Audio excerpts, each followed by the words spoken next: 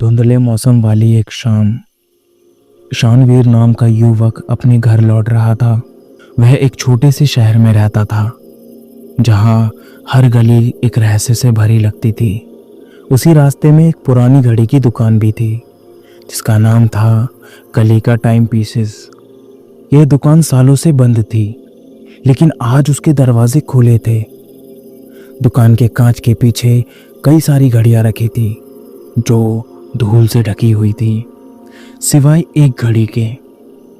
वह घड़ी साधारण सी दिख रही थी, भूरे रंग का चमड़े का पट्टा और पीतल की फ्रेम, लेकिन उसमें कुछ ऐसा था जिसने शानवीर का ध्यान अपनी ओर खींच लिया। घड़ी के भीतर की सुइयां इतनी चमकदार थी मानो अभी अभी तैयार की गई हो।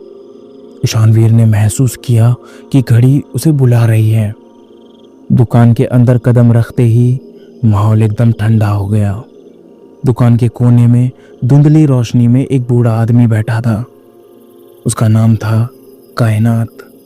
झुर्रियों से भरा चेहरा और एक गहरी रहस्यमयी आंखें। ऐसा लग रहा था मानो उसने हजारों रहस्य को अपने अंदर समेट रखा हो।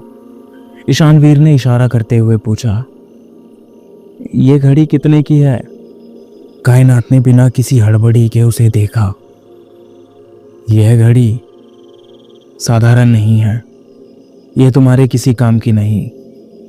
यह तुम्हारे समय को देखती नहीं बल्कि तय करती है। इसे संभालना तुम्हारे बस की बात नहीं। तुम किसी और घड़ी को देख लो। ईशानवीर को उसकी बातों पर हंसी आई। उसने इसे बूढ़े की बिक्री तकनीक समझा और घड़ी खरीद ली। घड़ी पहनते ही ईशानवीर ने हल्की गर्मी महसूस की, मानो घड़ी उसकी कलाई से जुड़ रही हो। लेकिन उसने इस एहसास को नज़रअंदाज कर दिया और घर चला गया। रात को जब ईशानवीर सोने की कोशिश कर रहा था तो घड़ी की टिक टिक की आवाज़ उसके कानों में गूंजने लगी। यह आवाज़ इतनी तेज थी कि वह उठकर बैठ गया। उसने घड़ी की ओर देखा। घड़ी की सुइयां 3:15 पर अटक चुकी थी। ईशानवीर को उस बूढ़े आदमी की बातें याद आ रही थी। यह सिर्फ घड़ी है जो कि खराब हो चुकी है, उसने खुद को दिलासा दिया। लेकिन तभी उसने महसूस किया कि कमरा असामान्य रूप से शांत हो गया था। उसने खिड़की के बाहर झांका तो पत्ते हवा में स्थिर थे और पक्षी जमे हुए थे जैसे कोई पत्थर की मूर्तियां हों। पूरी दुनिया जैसे रुक सी गई थी। उसका दिल तेजी से धड़कने लगा। ये कोई साधारण घटना नहीं थी। उसने घबराकर घड़ी को उठाया, लेकिन घड़ी की टिक टिक अब कमरे में नहीं बल्कि हर दिशा से आती हुई सुनाई दे रही थी। आवाज़ तेज होती गई, मानो वह कुछ कहना चाहती हो। ईशानवीर को एहसास हो गया था कि यह घड़ी कोई साधारण वस्तु नहीं थी। यह घड़ी शायद सच में समय को रोक सकती थी और शायद उसकी नियति बदलने वाली थी। लेकिन घड़ी की सुइयां क्यों रुकी थी? और क्या ये उसकी मृत्यु के संकेत थे? आइए जानते हैं। रात का समय होता जा रहा था। वह बार बार घड़ी की ओर देख रहा था। सुइयां अभी भी 3:15 पर रुकी हुई थी। ये सिर्फ एक घड़ी ही है, उसने खुद को दिलासा दिया। लेकिन घड़ी की टिक टिक की आवाज़ अब हवा में गूंज रही थी। यह आवाज़ उसके दिमाग में चुभने लगी। अचानक एक हल्की सी परछाई कमरे के कोने में दिखी। ईशानवीर घबरा गया। ये क्या था? उसने खुद से सवाल किया। वह डरते डरते उस कोने की ओर बढ़ा। परछाई गायब हो चुकी थी, लेकिन हवा में अजीब ठंडक बरकरार थी। उसी पल खिड़की अपने आप खुल गई। तेज हवा अंदर आने लगी और टेबल पर रखी सारी चीजें बिखर गई। ईशानवीर ने खिड़की बंद करने की कोशिश की, लेकिन वह बंद नहीं हो रही थी। ऐसा लग रहा था मानो कोई अदृश्य ताकत उसे रोक रही हो। अचानक उसकी घड़ी में हल्की रोशनी फैलने लगी। यह रोशनी पीले रंग की थी और बहुत ज्यादा डरावनी भी। घड़ी की सुइयां धीरे धीरे फिर से चलने लगी, लेकिन सुइयां अब उल्टी दिशा में चल रही थी। यह क्या हो रहा है? ईशानवीर चिल्लाया। उसके चारों ओर का समय धीमा हो गया था। कमरे की हर चीज स्थिर हो रही थी। वह खुद को भी हिलाने की कोशिश कर रहा था, लेकिन उसके पैर जमे हुए थे। तभी एक गहरी आवाज सुनाई दी, तुमने इस घड़ी को चुना जरूर है, लेकिन अब यह घड़ी तुम्हारा समय तय करेगी। ईशानवीर की आंखें चौड़ी हो गई। वह उस आवाज को ढूंढने की कोशिश करने लगा, लेकिन कमरे में कोई नहीं था। कौन हो तुम? उसने चिल्लाकर पूछा, लेकिन कोई जवाब नहीं आया। सिर्फ घड़ी की टिक टिक गूंज रही थी। उसी समय उस घड़ी की सुइयां फिर से 3:15 पर रुक गई। ईशानवीर ने महसूस किया कि उसकी सांसें थम रही हैं। अब उसके पास ज्यादा समय नहीं था। यह घड़ी सच में उसकी नियति बदलने आई थी, लेकिन सवाल यह है कि क्यों? वह पूरी तरह पसीने से तरबतर था। अचानक दरवाजे पर एक जोरदार दस्तक हुई। ईशानवीर चौंक गया। इस समय कौन हो सकता है? डरते डरते उसने दरवाजा खोला। बाहर वही बूढ़ा दुकानदार कायनात खड़ा था। उसकी आंखों में वही रहस्यमयी चमक थी। तुम्हें मैंने पहले ही समझाया था, कायनात ने ठंडी आवाज में कहा। यह घड़ी साधारण नहीं है, यह तुम्हारे समय को तय करेगी। ईशानवीर गुस्से में बोला, तुमने मुझे यह सब पहले क्यों नहीं बताया? कायनात ने एक लंबी सांस ली। तुमने इसे खुद चुना है, अब तुम इससे बच नहीं सकते। यह घड़ी तुम्हारे उस श्राप से जुड़ चुकी है जो सदियों पुराना है। कौन सा श्राप? ईशानवीर ने चौंक कर पूछा। कायनात ने एक पुराना लकड़ी का डिब्बा खोला। उसमें एक जज्जर कागज रखा था। उस पर घड़ी की आकृति बनी थी और नीचे बड़े अक्षरों में लिखा था, जो इस घड़ी को चुनेगा वह उस समय के बंधन में बंध जाएगा, और जब सुइयां रुकेंगी वह समय भी थम जाएगा। ईशानवीर ने कागज पढ़ते ही सिरहन महसूस की। उसकी सांसें तेज हो गई। इसका मतलब मेरी मृत्यु? उसने डरते हुए पूछा। कायनात ने उसकी बात काटते हुए कहा, नहीं, यह घड़ी तुम्हारी मृत्यु का समय नहीं दिखा रही। यह तुम्हारे भाग्य को बदलने का आखिरी मौका दे रही है, लेकिन समय कम है। अगर सुइयां फिर से उल्टी दिशा में चली तो तुम हमेशा के लिए समय में खो जाओगे। ईशानवीर के हाथ से घड़ी छूट गई, लेकिन जैसे ही घड़ी जमीन पर गिरी, उसमें से एक अजीब सी रोशनी निकली। उस रोशनी से एक धुंधली आकृति बनी। यह एक महिला की आकृति थी।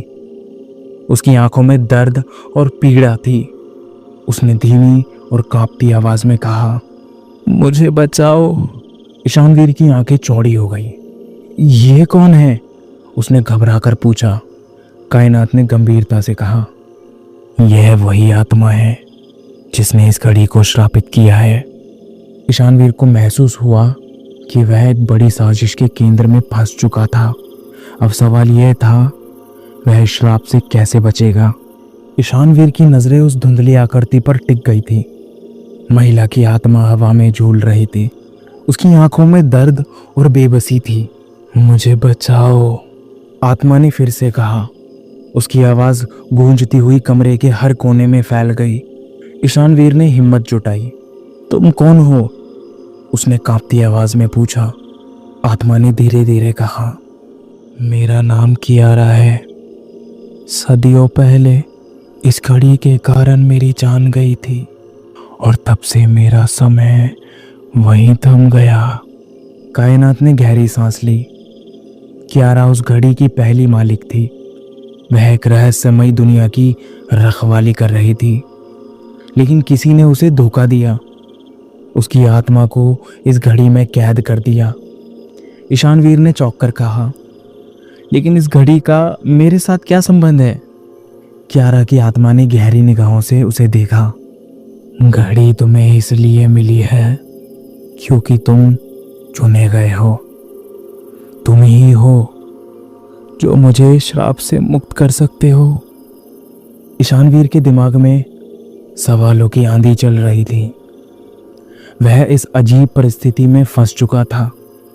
तुम्हें कुछ करना होगा, कायनात ने गंभीरता से कहा। घड़ी को उसके अंतिम समय तक चलाना होगा। मुझे क्या करना होगा? कायनात ने गंभीरता से कहा। घड़ी को उसके अंतिम समय तक चलाना होगा, लेकिन ध्यान रहे यह आसान नहीं होगा। हर बार घड़ी की सुइयां जैसे ही रुकेंगी, तुम्हारे सामने समय अलग अलग रूप प्रकट होंगे। हर बार तुम्हें एक नई परीक्षा देनी होगी। ईशानवीर ने मन ही मन साहस बटोरा।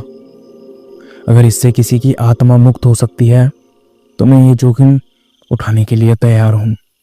अचानक घड़ी की सुइयां तेजी से घूमने लगी। कमरे की हर चीज हिलने लगी, फर्श कांपने लगा और फिर सब कुछ अंधेरे में डूब गया। ईशानवीर अब समय के उस रहस्यमय जाल में था जहां हर पल एक नई चुनौती लेकर आएगा। घना अंधेरा छाया हुआ था। ईशानवीर ने आंखें खोलने की कोशिश की, लेकिन कुछ भी साफ नहीं दिख रहा था। ठंडी हवा उसके चेहरे के चारों ओर घूम रही थी। कुछ ही पर वह खुद को एक सुनसान जंगल के बीचों बीच खड़ा हुआ पाया। यह जंगल अजीब था। पेड़ सूखे हुए थे और हर चीज पर एक डरावना सन्नाटा था। ईशानवीर ने अपनी कलाई की घड़ी देखी। सुइयां अब 3:16 पर रुकी हुई थी। उसका दिल तेजी से धड़कने लगा। उसने महसूस किया कि कोई उसे देख रहा था। तभी पेड़ों के पीछे से एक परछाई निकली। यह एक लंबे काले कपड़े पहने आदमी की आकृति थी। उसकी आंखें जलती हुई लाल थी। उसके हाथ में एक पुरानी टूटी हुई घड़ी लटक रही थी। तुम यहाँ क्यों हो? उसने गहरी और डरावनी आवाज में पूछा। ईशानवीर ने हिम्मत जुटाकर कहा, मुझे इस घड़ी के श्राप को खत्म करना है, कियारा की आत्मा को मुक्त करना है। वह परछाई हंस पड़ी। उसकी हंसी जंगल के हर कोने में फैल गई। श्राप को खत्म करना आसान नहीं है। हर कदम पर तुम्हें परीक्षा देनी होगी। अगर असफल हुए तो यह जंगल तुम्हारी कब्र का राह बन जाएगी। ईशानवीर ने अपना डर छिपाने की कोशिश की। क्या है मेरी पहली परीक्षा? परछाई ने अपनी लाल आंखों से उसे घूरते हुए कहा। पहली परीक्षा है समय के फंदे से बचना। यह फंदा हर उस व्यक्ति के लिए है जो समय के नियमों को तोड़ता है। अचानक ईशानवीर के पैरों के नीचे से जमीन हिलने लगी। मिट्टी से घड़ी के तंतु निकले जो उसके पैरों को जकड़ने लगे। वह जितना छूटने की कोशिश करता, तंतु उसे और कसते गए। ईशानवीर ने अपनी कलाई की घड़ी पर नजर डाली। सुइयां फिर से उल्टी दिशा में घूमने लगी। ईशानवीर समझ गया था उसे जल्द ही कुछ करना होगा, नहीं तो समय का यह जाल उसे हमेशा के लिए रोक देगा। इसका हल क्या है? परछाई ने कहा। समय का सही जवाब खोजो।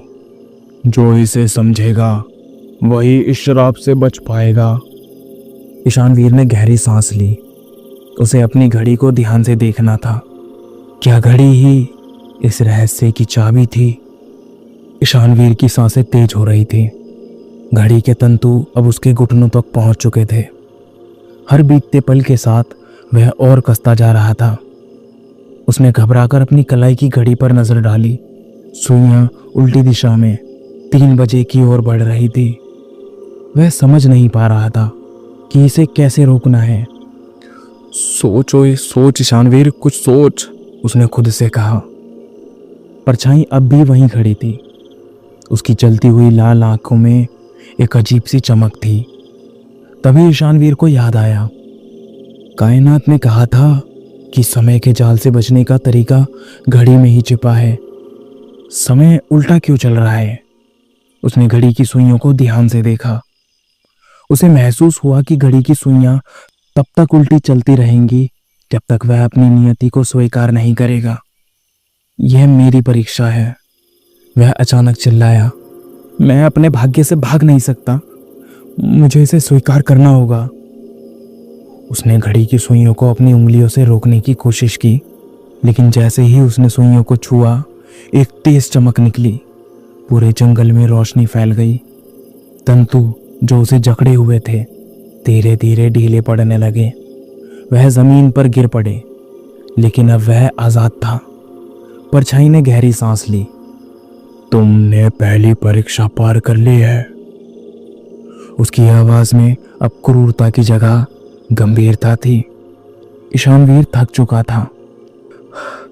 अब आगे क्या? परछाई ने कहा। यह तो सिर्फ शुरुआत थी। तुम्हें कियारा की आत्मा को मुक्त करने के लिए अभी 3 और कठिन परीक्षाओं से गुजरना होगा। यह सुनकर ईशानवीर का दिल बैठ गया, लेकिन उसके भीतर एक नई ताकत जाग चुकी थी। वह अब पीछे नहीं हटने वाला था। मैं तैयार हूं, परछाई मुस्कुराई। बहुत अच्छे। अब अगली परीक्षा समय और सच के बीच होगी। तैयार रहो। अचानक चारों ओर धुंध छा गई। ईशानवीर को महसूस हुआ कि उसे एक नई चुनौती के लिए कहीं और ले जाया जा रहा है। अगले भाग में हम जानेंगे समय और सच की दूसरी परीक्षा। क्या ईशानवीर इस नई चुनौती को पार कर